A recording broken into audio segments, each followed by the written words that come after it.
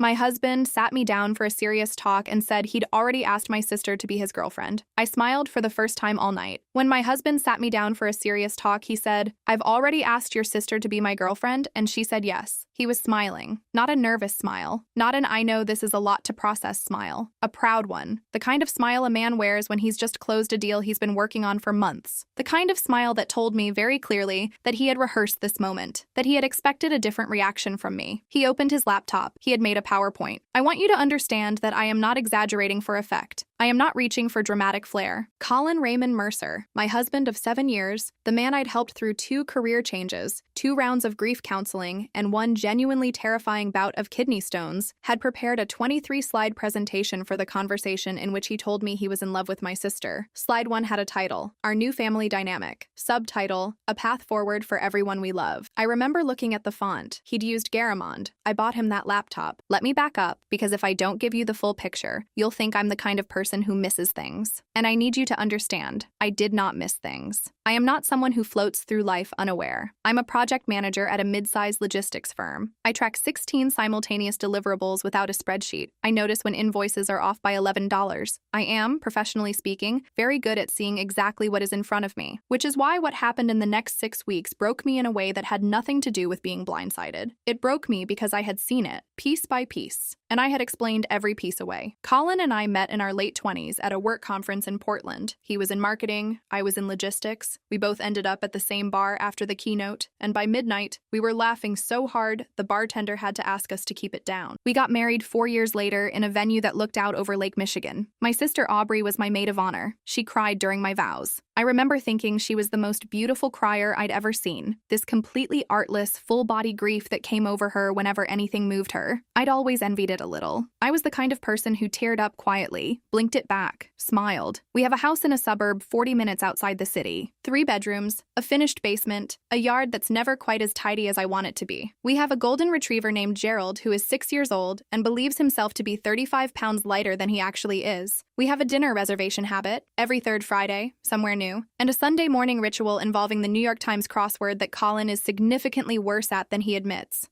We had those things. Aubrey is 4 years younger than me. She's always been the kind of beautiful that makes rooms reorganize themselves around her. Not stunning exactly, but magnetic, interesting looking, the kind of face that photographs differently every time. She's been in and out of relationships her whole adult life, each one ending with a story in which she was the wronged party, and the other person was, in some new and creative way, a monster. She's funny when she wants to be. She's generous when it's visible. She'd borrowed money from my parents more times than anyone was keeping official count of, and the loans were never formally forgiven so much as quietly forgotten, absorbed into the family ledger under the category of "that's just Aubrey." 3 months ago, her apartment flooded, or so she said. She called me on a Tuesday night, sobbing. Her building had a burst pipe, the damage was extensive, her landlord was unresponsive, she had nowhere to go. Could she stay with us? Just for a few weeks? She'd get a hotel as soon as the insurance came through, she promised. She just needed a soft place to land. I didn't hesitate. She was my sister. The first thing I noticed was how fast she unpacked. Not a suitcase, not a duffel bag. She arrived with 4 large rolling luggage pieces and 2 cardboard boxes, which when I mentioned it, she waved off with a laugh. She'd grabbed more than she meant to, she said. Stress packing. She didn't even know what half of it was. She'd organize later. She did not organize later. Within 2 weeks, her things were in the bathroom cabinet. Her shampoo, her 6-step skincare routine, her collection of bath salts that smelled like a spa I couldn't afford. A pair of her shoes appeared by the front door, then 3 pairs. Her sweaters colonized the hall closet. She started buying groceries, good ones, the expensive yogurt, the fancy olive oil, and I told myself this was a generous gesture, that she was contributing to the household, that I should be grateful. Colin started coming home earlier, not dramatically earlier, 20 minutes, half an hour, but Colin had always been the type to decompress at the office, to linger over a project because the quiet of 6 p.m. in an empty building suited him. For 7 years, I'd started dinner knowing he'd be through the door by 6:45 at the earliest. Now it was 6:05, 5:55. He said work had slowed down. Aubrey had started making dinner. Again, not dramatically. She'd offer, I'd accept. I'd come home from a long day to find the table set, and something on the stove, and Colin at the kitchen island, laughing at something she'd said, and I told myself this was lovely. This was family. This was the 3 of us building something comfortable. Gerald the dog, who has never in his life preferred anyone over me, started sleeping at the foot of the guest room door. Even the dog. I told myself he was just curious about a new person. In week 6, I went to a work conference in Cincinnati. 3 days, 2 nights. I kissed Colin goodbye at 7 a.m. on a Thursday morning, told Aubrey to help herself to anything in the pantry, scratched Gerald behind his ridiculous ears, and drove to the airport. I texted Colin Thursday evening. He responded 4 hours later. Sorry, busy day, miss you. I texted Aubrey Friday morning. She responded instantly, a string of cheerful emojis, told me to focus on my conference and not worry about anything at home. I came back Sunday afternoon. The house smelled different. Not bad different, just rearranged, like the air had been redistributed while I was gone. Candles had been burned that I didn't own. There was a half-empty bottle of wine on the counter that wasn't from our rack. The throw blanket from the living room couch was folded differently, the way someone folds someone else's blanket, carefully, trying to put things back. Colin hugged me too long. Aubrey didn't come out of her room for 2 hours. I stood in my own kitchen at 4 p.m. on a Sunday and thought, something happened this weekend. And then I thought, I am tired from traveling and I am reading into things and I need a shower and a cup of tea. I made the tea. I did not ask. 6 weeks after that, they sat me down. My couch, my living room, Colin's laptop open on the coffee table, Aubrey beside him close enough that their knees were touching, holding a mug, my mug, the blue ceramic one with the chipped handle that I've had since graduate school, with both hands, like she was steadying herself. We need to talk to you about something, Colin said, and we need you to really hear us out before you react. That sentence, before you react, as though my reaction was the problem to be managed, as though the conversation itself was a favor they were doing me by having it. He clicked to slide 2, color-coded calendar. Blue days were mine, pink days were Aubrey's, Sundays, all 3 of us together, as a family. We've done a lot of reading, Colin said, in the voice he uses when he's practiced something, the flat, careful cadence of a man reciting rather than speaking. Ethical non-monogamy is actually incredibly well-researched. There are peer-reviewed studies. You've been so stressed with work, Aubrey said. Her voice was soft, full of something she was performing as concern. I've been thinking about this so much. Me being here, being more present for Colin's emotional needs. It actually takes pressure off you. You can focus on your career. You don't have to feel like you're failing at something. She sipped from my mug. I looked at her. I looked at him. And something very interesting happened inside me in that moment. Something I didn't expect and still don't entirely understand. I had thought, in the abstract, about what I would do if I ever discovered Colin was cheating. I had imagined crying, screaming, throwing things, the full cinematic collapse. Instead, I felt very, very calm, like a phone line going quiet before someone picks up. He clicked to slide 8. Financial projections, 3 incomes, reduced overhead, shared expenses. There was an actual spreadsheet embedded in the slide. He'd used conditional formatting. He clicked to slide 12, a chore chart. He clicked to slide 14, a 20-page polyamory contract, already filled out, his handwriting in the signature fields, Aubrey's below his. Dated, I noticed, 2 weeks ago. 2 weeks ago, I had been in this house. I had made dinner. I had watched television with this man and gone to bed beside him, and he had already signed a contract claiming my sister as his girlfriend. For the first time all night, I smiled. You know what? I said. You're right. I do need to stop overthinking things. This could actually work. Aubrey's shoulders dropped with relief. Colin's face opened like a window. I'm so glad, he started. Let's call my dad, I said. He'll want to hear the good news. Aubrey went the color of chalk. My father, Robert Kwan, is 63 years old. He spent 31 years as a civil engineer and 8 years before that in the Army. He is not a dramatic man. He doesn't raise his voice. He once found out a contractor had defrauded him of $40,000 and responded by spending 4 months documenting every piece of evidence in meticulous detail before handing a complete file to his attorney without saying a single word to the contractor directly. He answered on the second ring. Maisie, he said. My name. Just my name. The way he says it when he already knows something is wrong. Dad, I'm here with Colin and Aubrey. Colin has some news he'd like to share. I'll put you on speaker. Colin, to his credit, or perhaps because he had genuinely convinced himself this was reasonable, attempted to explain. He used phrases like modern relationship structures and emotional architecture and a framework that honors everyone's autonomy. He referenced a researcher whose name I'd seen on slide 4. My father listened without speaking. When Colin finished, there was a pause. Colin, my father said. His voice had gone flat and cold in a way I had heard exactly 3 times in my life. When my uncle lied about something at a family dinner, when a man at a party grabbed my arm when I was 19, and once when Aubrey, at 16, told my mother something ugly about me that she thought my father hadn't heard. Are you sleeping with my younger daughter while you are married to my older one? It wasn't a question. Colin stumbled, said something about emotional connection, said something about a journey, said the word ethical 4 times in 30 seconds. Aubrey beside him had started crying, not crying the way adults cry when they're ashamed, quietly, privately, crying the way she'd always cried, full body, theatrical, surgical, designed to redirect attention, shoulders heaving, mascara tracking twin lines down her face. "Nobody ever supports my choices," she said. "Nobody ever wants me to be happy. I fall in love and the whole world treats me like a criminal." Same voice she'd used when she broke my mother's Waterford vase at 12 and blamed the cat. Same voice she'd used when she got caught plagiarizing a paper in 10th grade and made the teacher feel guilty for reporting it. My father's voice cut straight through the sound of her crying. "Maisie, pack a bag. Drive to my house tonight. Don't argue with them. Don't explain anything. Don't engage. Just leave." I was already standing. I kissed Gerald on the top of his wide golden head. I did not say goodbye to either of them. My parents live 45 minutes from my house in the opposite direction from the city. I drove there in the dark with both hands on the wheel and the radio off, and I did not cry until I pulled into their driveway. And then I sat in the car and cried for about 4 minutes very precisely, and then I stopped, because 4 minutes was all I had for it right then. My mother met me at the door. She had tea already made. She did not say, "I'm so sorry," or "How are you feeling?" or any of the things people say when they don't know what to say. She handed me the mug, sat down across from me, and said, "Tell me everything, and don't skip the parts you think don't matter." I told her everything, including the 4 rolling suitcases, including Gerald sleeping at the guest room door, including the chipped blue mug. My mother, Dr. Helen Kwan, retired school psychologist, 34 years in the district, a woman who has heard more family crisis narratives than any therapist you will ever meet, listened without interrupting until I was done. Then she said, "How long ago did Aubrey's apartment flood?" 3 months, I told her. She nodded slowly. "I want to call her landlord," she said. The next morning, Aubrey posted on social media a photo of herself crying, real tears, or real enough, 5 paragraphs about falling in love with someone unexpected, about a connection she hadn't asked for and couldn't deny, about the tragedy of loving someone whose wife couldn't accept it. She never said Colin's name. She described me as a woman so consumed by control that she punishes people for being happy. The comments were immediate and savage. "Some people can't stand seeing others find love. She sounds toxic. Run." Classic jealous older sister energy. I was sitting at my parents' kitchen table reading them when my father took the phone out of my hands. "Never fight a pig in mud," he said. "You both get dirty, and the pig likes it." He walked to the living room and called Aubrey. I could only hear his side of the conversation. It was very short. He told her the post needed to come down by morning. He told her that if it was still up by 8 a.m., he would begin sharing screenshots, including the text where she'd asked him for $5,000 she had no intention of repaying, including the ones where she'd called me a boring doormat who doesn't deserve what she has. The post was gone by 7:52 a.m., but the comments that had already been screenshotted and shared by strangers in the night, those didn't go anywhere. I knew they were out there. I knew some of them had already found my name. I knew the version of events Aubrey had launched into the world was already living its own life somewhere, self-replicating, accumulating likes from people who would never know her, would never know me, would never know the 4 suitcases or the chipped mug or the contract signed 2 weeks before I knew it existed. That was fine. I was building something too. My mother had called Aubrey's landlord on Monday morning. His name was Marcus Dell, property manager for a 12-unit building on the north side. My mother introduced herself, explained she was trying to understand the circumstances of a flood that had allegedly displaced her daughter 3 months prior, and asked him to walk her through the insurance claim process. There was a pause. "Ma'am," Marcus Dell said, "I don't know what flood you're referring to. We haven't had any water damage in this building in over 2 years." My mother wrote this down. She called the building's insurance company. No claim had been filed in Aubrey's name. She called Aubrey's college friend, Priya Chandra, a woman who had remained loyal to Aubrey through several cycles of chaos, but who, when my mother explained the situation clearly and calmly, went very quiet and said, "Helen, I think you should know some things." Priya sent a folder of screenshots. The first was dated 3 months and 2 weeks before the alleged flood. "I'm going to move in with my sister. Colin's already paying attention to me when she's not around. He lights up when I talk to him. It won't take long to get him hooked." The second was from 2 months before the night Colin gave his presentation. "Colin is so easy. He thinks I actually care about his feelings. Men like him are starving for attention. You just have to act like you're the only one who really sees them. Once I get him properly hooked, I'll convince him to ask for the divorce and keep the house. It's a nice house. I deserve it more than she does." I read these at my parents' kitchen table on a Tuesday afternoon. My mother sat across from me and watched me read them. I didn't cry. I felt something colder than crying, something that was almost like clarity, the specific sensation of a story you've been trying to tell yourself finally letting go of you, releasing you from the obligation to believe it. She had planned this. not impulsively, not in the heat of some sudden emotion. She had calculated it, mapped it, executed it. She had manufactured a crisis to get into my home. She had targeted my husband, identified his particular emotional hunger, the need to feel seen, to feel special, and she had fed it deliberately. She had signed a contract to claim him. She had drafted a social media post designed to preemptively destroy my credibility, and she had done all of it while sleeping in my house, eating my food, using my things, while borrowing my mug. My mother, whose calendar in her retirement is apparently never fully booked, scheduled a family meeting. She called it that, a family meeting. She called my sister. She called Colin. She told them it was an opportunity for everyone to be heard, to lay out their perspectives, to find a path forward. Aubrey arrived in a blazer. She had a folder. She had practiced something. You could see it in how she walked, the slight squaring of her shoulders, the careful stillness of her face. She was going to explain love. She was going to explain authenticity. She was going to explain that some connections transcend conventional frameworks. Colin came with his laptop. He had apparently prepared a second presentation. He had new articles from psychology journals. He had bookmarked pages. They sat down in my parents' living room and arranged themselves like people who expected to win something. My mother sat across from them. My father stood by the window. I sat in the armchair in the corner, the one that's been in that room since I was 7 years old, the one I've sat in for every hard conversation this family has ever had. Before we look at anyone's materials, my mother said, in the voice that had once made 40 middle schoolers sit down and be quiet, I'd like to talk about Aubrey's apartment. Aubrey's eyes moved. Not much, just a flicker. I spoke with your landlord, my mother said. Marcus Dell. He was quite clear. There was no flood. The flooding was internal, Aubrey said quickly. A toilet overflow, not a pipe. He might not have. I also spoke with your insurance company. There's no claim on file. And I spoke with Priya. Silence. Priya sent me some texts, my mother said. She put on her reading glasses. She opened her phone. She read them out loud in her calm, level, professional voice. The same voice she'd used for 34 years to describe difficult things without flinching. Colin is so easy. He thinks I actually care about his feelings. I'll convince him to ask for the divorce and keep the house. It's a nice house. I deserve it more than she does. Colin sat very still through the first text. By the second one, he was standing. You said I was easy to manipulate. His voice cracked down the middle, split clean like green wood. I was ready to blow up my entire marriage. I told you things I've never told anyone. I thought. He stopped, swallowed. I trusted you. Aubrey's folder slipped off her lap. The carefully printed articles scattered across the rug in a wide fan. Modern Love, something from Psychology Today, a piece from an academic journal about attachment styles. Those texts are out of context, she said, but her voice had changed. It was thinner now, the practiced steadiness gone. Priya has always been jealous of me. She would. Aubrey. My father stepped away from the window. He walked across the room and stood directly in front of her, close enough that she had to look up at him. His voice was quiet, not angry, just very, very certain. Did you ever love Colin? Or was this always about taking something that belonged to your sister? The clock on the mantel ticked. Once, twice. My sister said nothing. I watched her not say it. I watched her face cycle through several versions of itself. Indignation, explanation, tears, and then arrive at something I don't think I'd ever seen from her before. Stillness. Not the practiced kind, the empty kind. Colin sat back down on the couch slowly, like his legs had stopped working gradually and he'd only just noticed. He put his elbows on his knees and his face in his hands. I'm such an idiot, he said. Not to me, not to her, just into his own hands. An honest sentence, the first one he'd said in months. I stood up. I picked up my purse from beside the armchair. I looked at my sister. I didn't feel what I expected to feel. Not rage, not satisfaction. Something closer to the way a building looks after you've cleared it out. Open, structural, the bones of something that used to hold things. You have 48 hours to get your things out of my house, I said. After that, whatever's still there goes on the lawn. She opened her mouth. I was already walking toward the door. In the weeks that followed, several things happened simultaneously, in the way that things do when a long-held structure finally gives. My mother provided the screenshots to my attorney, Jennifer Cho, 12 years in family law, whose calm efficiency reminded me of my mother, and who referred to Aubrey's text messages as, in a legal filing, documented evidence of deliberate marital interference. I didn't know that was a phrase with legal weight. It has legal weight. My therapist, Dr. Amara Singh, a woman with 16 years of specialty in relational trauma, told me in our second session that what I had experienced was a form of coercive triangulation, systematic, calculated, and worth naming clearly. You kept looking for the charitable interpretation, she said. That's not naivety. That's love. But love has to have a limit. My HR department, when I spoke confidentially with Lisa Eames, our Employee Assistance Program Coordinator, helped me understand that the work conference where I'd been absent for that first full weekend, I had time-stamped check-ins, emails, A lunch receipt from a restaurant in Cincinnati at 12:47 p.m. Saturday. Proof of exactly where I was during the weekend when something shifted permanently in my house. Not that I needed to prove my innocence, but I kept collecting things anyway. I think I needed to build a record the way my father built records, methodically, completely, because the truth is only as useful as the evidence you can hand to someone. Aubrey got her things out in 39 hours. She didn't leave a note. She posted nothing on social media after the morning my father made his call. She moved in, as far as anyone could tell, with someone from her office whose name I didn't know. The apartment flood story had reached its natural end. The narrative about her controlling older sister had nowhere left to go once the family meeting's contents made their way, quietly and privately, to the people who mattered. My aunt, my cousin, two of our mutual friends who had commented on the post before it came down. I didn't send them anything. My parents did. A simple, factual summary. Priya's screenshots attached. No editorializing. The response was mostly silence, which was, in its own way, a verdict. Colin moved out 6 weeks after the family meeting. He called me twice before he did. The first call was an apology that went on for 22 minutes, and which I listened to without interrupting because I thought I owed him that. Or maybe because I was curious whether the apology would feel like anything. It felt like watching someone describe a movie I hadn't seen. The second call was shorter. He said he understood if I wanted him to sign whatever I needed him to sign. He said he didn't contest anything. He said he knew he didn't deserve much and he wasn't going to ask for it. I believe that second call more than the first. Jennifer filed the paperwork on a Thursday. The process was, by divorce standards, relatively uncomplicated. He didn't fight the house. He didn't fight Gerald. He didn't fight anything. I think he was ashamed of the PowerPoint. I think he will be ashamed of it for a very long time. It is now 7 months since the night they sat me down on my couch. I am still in my house. The yard is finally exactly as tidy as I want it to be, which turns out to be something I could achieve with roughly 40 minutes on a Saturday when I'm not also managing someone else's emotional calendar. Gerald has reclaimed his place at the foot of my bed. The guest room is empty, and I have done nothing with it, and I find that I don't mind the empty room. It's just a room. It holds air. That's enough for now. I am not, I want to be clear, healed. I don't think healed is the right word for what happens to a person after something like this. I think the right word is reoriented. I know different things now than I knew before. I know that love can be weaponized by the people who understand it most clearly. I know that generosity, offered without reservation, is sometimes accepted as an invitation to take everything. I know that my instinct to see the charitable version of events is not a flaw. Dr. Singh was right about that. But it has to live alongside a willingness to see the other version too, when the evidence is sitting in front of me. I know that my father's way, quiet, methodical, documented, patient, is a kind of power that looks like nothing until the moment it looks like everything. I know that some people spend their whole lives performing injury, and that the audience eventually gets tired. My sister texted me 3 months ago. She said she missed me. She said she knew she'd made mistakes. She said she hoped I could find it in my heart to understand that she'd been in a dark place and that the connection with Colin had felt real, even if her methods were wrong, and that she hoped we could someday get back to being family. I read the text 4 times. Then I put my phone face down on the kitchen table and made dinner. Not because I'm cruel, not because I want her to suffer, but because there are some things a person needs to say clearly, with time and distance and full information, rather than into a text box at whatever hour it was when she sent it. Maybe someday I'll say them. Tonight, Gerald is asleep on my feet, and the kitchen smells like something I cooked for myself, and the empty room down the hall is just a room, and the chipped blue mug is back in the cabinet where it belongs. It's enough. For now, it's exactly enough.